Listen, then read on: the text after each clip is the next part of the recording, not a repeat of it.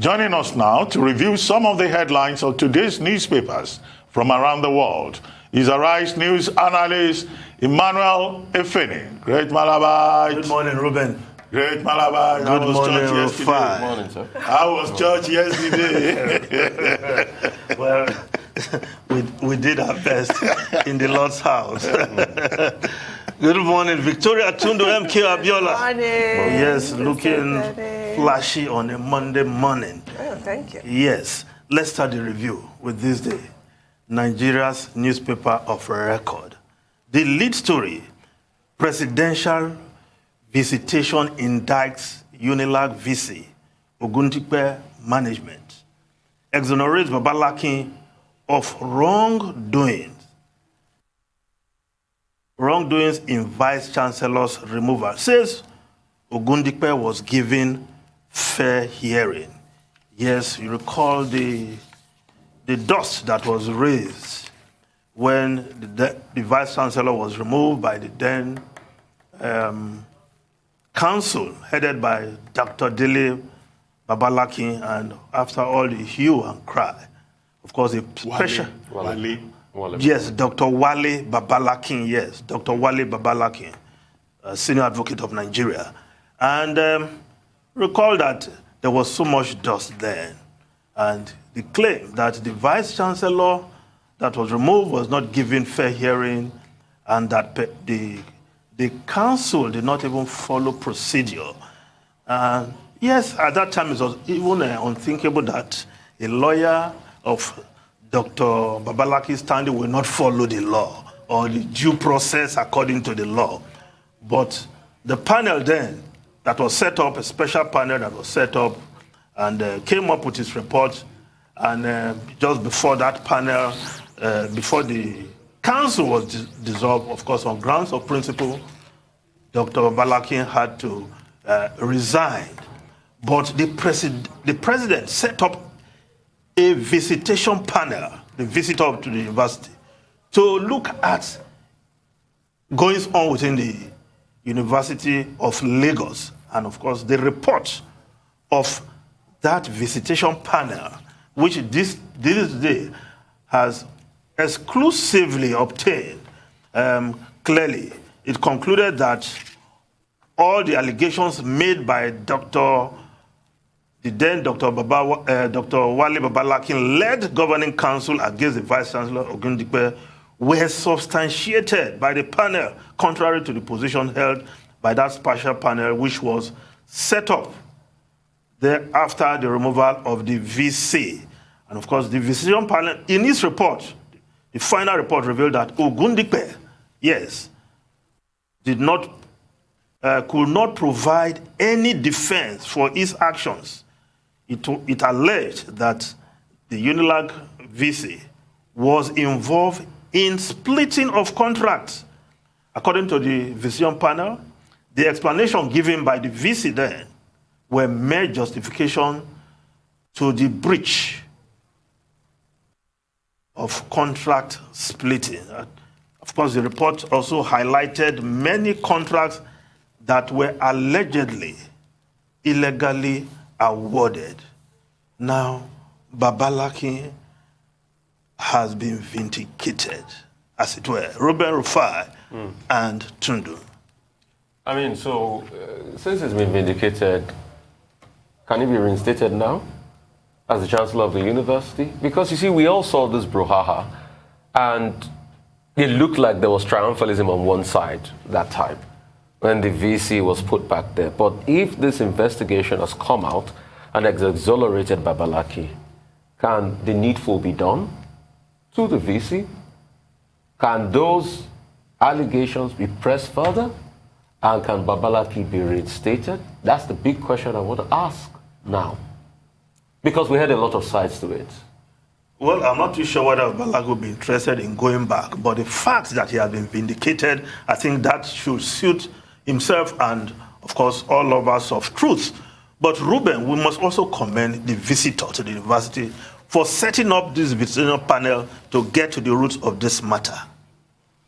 Well, I mean, the visitation panel, as you recall, is an outcome of the negotiations finalized between ASU and the federal government on December 22, 2020, which was one of the demands, at the heart of the 9-month strike by the Academic Staff Union of Universities for 9 months in the year 2020. And what we know now that ASU is threatening to go on strike again is that the federal government, in their consideration, has met 2 of those conditions, and they were happy that a visitation panel was set up. This 7-man visitation panel was set up not just for the University of Lagos, but also for other, universities across the country. And in the case of the University of Lagos, what this panel has dealt with is a specific crisis that university had to deal with, leading to the exit of Dr. Wale Babalakin. Yes, at a personal level, Dr. Wale Babalakin has been vindicated on the basis of this report by the visitation panel. But of course, that report will still have to be formally, submitted to the relevant authorities, and an opinion will be formed on it. So, at a personal level, yes, it can feel, vindicated, which is the import of this report by this day. Will he want to go back? I don't even think he should bother to go back, because relationships have been damaged in the course of that crisis between him personally and council, and also between him and the university community. You recall, Dr. Wale Babalakin was the first alumnus of that university, to return. I mean, he studied there before he went, abroad to get a PhD, and I think maybe he taught there briefly before he went into full-time practice. So there was a lot of excitement around his appointment as chairman of council. It was like, one of our own product is now chairman of council. But the way the politics went, the division that it caused within the community, turned many stakeholders within the community against Dr. Wale Babalakin. But you must expect, of course, that there will be some kind of rebuttal from the university community, because at that time, council, and other stakeholders were united in thinking that they were being bullied. But beyond all of this, it's about university administration. I mean, I was on the governing council of Olabisi Onabanjo for 4 years, so I have an idea. I was chairman of the management committee. I was a member of the A&P. There's always that conflict between management. Management refers to the VC, Senate, and the university officials. Yes, and then the council, the governing council that has been appointed by government, and that's what we have seen played out in this particular case. So part of the lesson that we can learn beyond all of this is, how do we ensure some kind of harmony between management and council, so that management is not always thinking that council, led in this instance by Dr. Babalakin, is involved in some kind of competition with it. The whole overall objective of council is to play an oversight role and to ensure that standards are met. And there are instruments supporting council. In our time, we had a similar situation, but it didn't get to this messy situation, but it was also just as bad. I'll leave it at that. I completely agree with you. The relationship does not need to be adversarial at all. But I had to find a part of this article and have to read it. According to the panel findings, even the monthly donation of 500,000 naira to the law faculty by Babalakin for the purchase of law reports was diverted by the university management or the faculty of law. I mean, not even that was safe. I mean, that is shocking. And also the mention in this article that the audit department did not have accounting software. I mean, really, it's quite an indictment. Well, I don't want to say these are things ASU should also be worried about, because these are things happening under their nose. Scandalous. Under their nose. So they should be worried about how the university system is running. Perhaps when they do that also, then they'll be in a better state to criticize government for not doing one or two things, because the university system cannot be badly managed while these academics are also there. After all, accountants are trained in the university. It's shocking. So maybe we just move over to another newspaper. Now, the Punch newspaper, 5 northern states 2 Southwest, 2 South-South among top beneficiaries. That's 14-month VAT sharing. 5 northern states, 2 Southwest, 2 South-South among top beneficiaries. Top 10, Lagos, Kano, Oyo, Rivers, Kano, Katsina, Delta, Bauchi, Anambra, Jigawa. Not all southern states can generate enough revenues. Borno, NORGE, that's the National Union of Local Government Employees, wants local governments to collect VAT. Well, the VAT matter is still very much in the front burner. And on Friday, of course, the FIRS obtained that stay of execution, where the judge ruled that they should maintain the status quo. But what perhaps is intriguing, and Tundo and Ruben Goodyear here, because what FRIS sought was a stay of execution. But even before that plea was heard, it was granted. In fact, this day's Saturday newspaper aptly captioned what that report as confusion as the court grants that plea. No, the plea has not even been taken.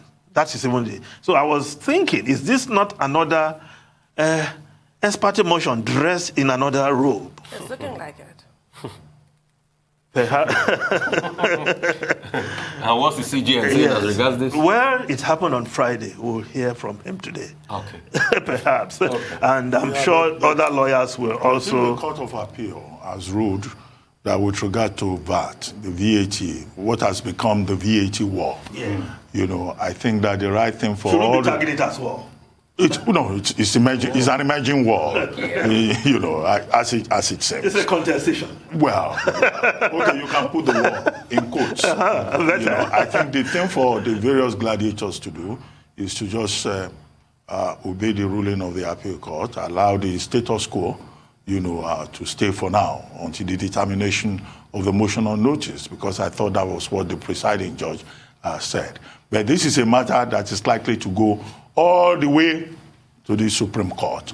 And I've had certain commentaries that I think are in order to say that, well, the time has now come for us to resolve this matter once and for all. Everybody has become a legal expert. They are quoting at 1058, they are quoting section this, they are quoting section that. Okay, the only place where you can get a proper interpretation of the law is in the courts of law, of competent jurisdiction.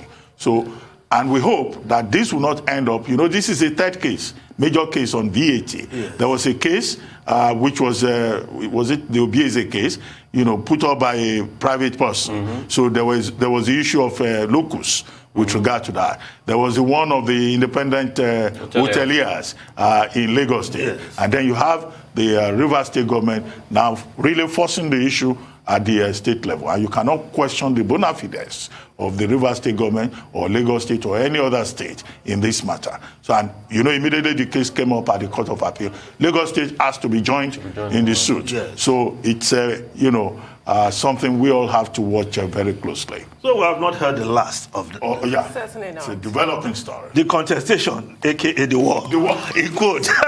Continues. Well, let's just move on to other stories. The Guardian newspaper, 100 days after Twitter ban, uncertainty trails federal government's plans.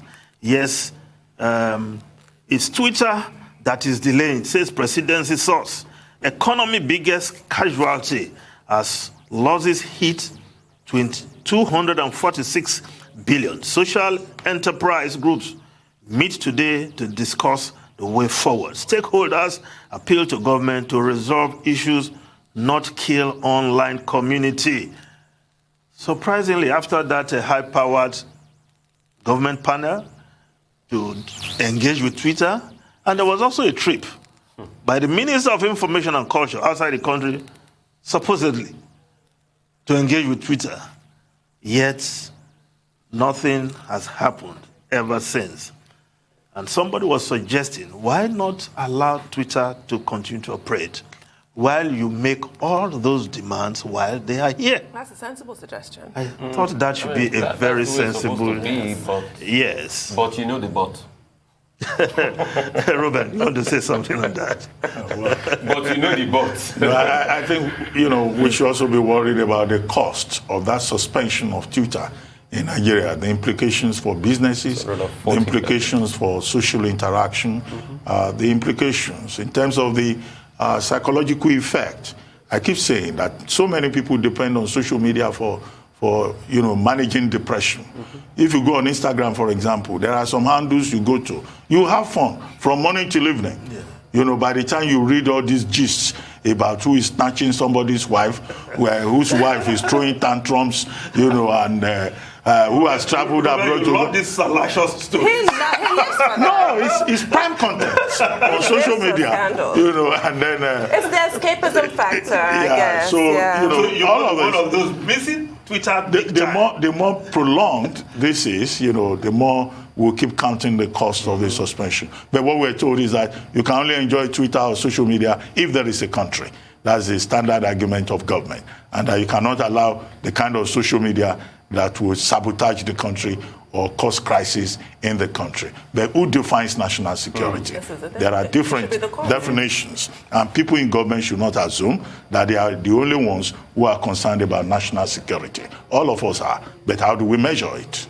And you don't have to be an expert to know how to define national security. So the hate rhetoric going on coup is not against national security, have you? Another hypocrisy in this country. Anyway, we've got to go. Thank you very much, Emmanuel Efene. We've run out of time.